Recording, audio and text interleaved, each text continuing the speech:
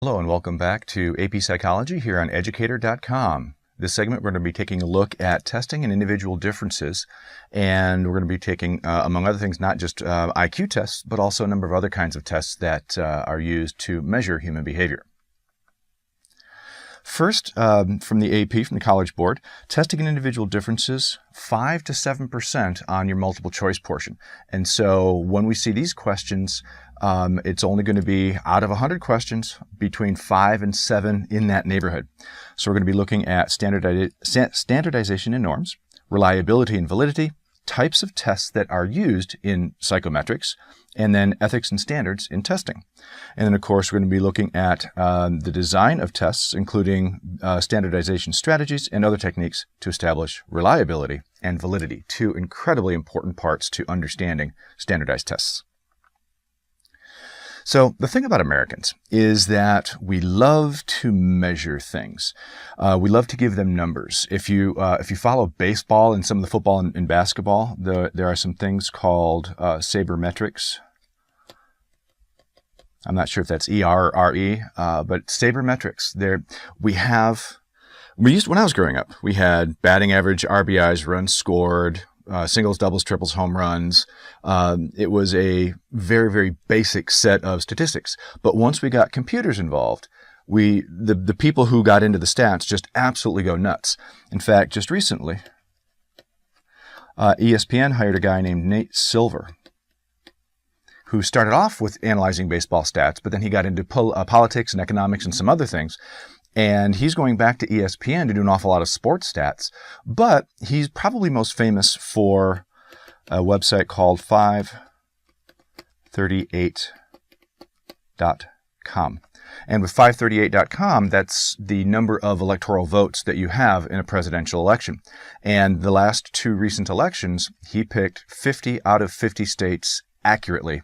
So he's basically batting 1,000 for the last two presidential elections. So the man knows his stats, and ESPN hired him away from the New York Times. So caution in this unit. One of the things that you need to realize is that just because there's a number on something doesn't make it a good number. So we have to be aware of definitions.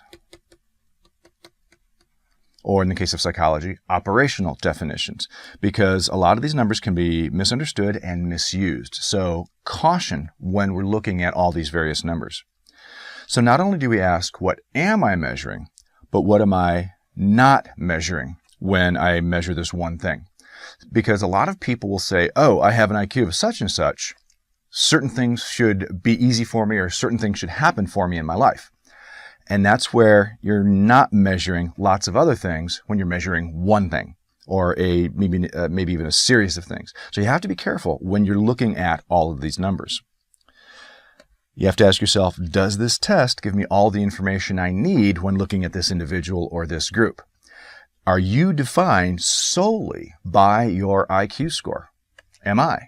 Hopefully the answer is no. There's lots more to us than our SAT scores, our IQ scores, our ACT scores, our scores on the most recent AP exam that we may have taken. We are more than just those numbers.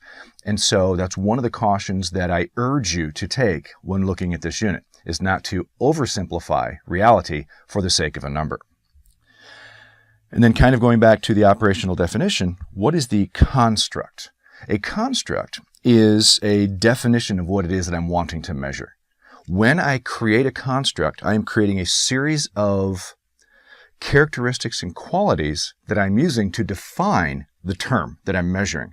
So whether the term is intelligence, self-concept, self-esteem, depression, psychoticism, neuroticism, agreeableness, openness, all those things, what is the operational definition?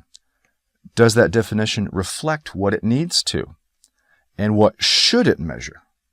And so those are some key questions that you must keep in mind when we're looking at any of these kinds of tests, but also if you get into the point where you become a psychometrist and you are making these kinds of tests.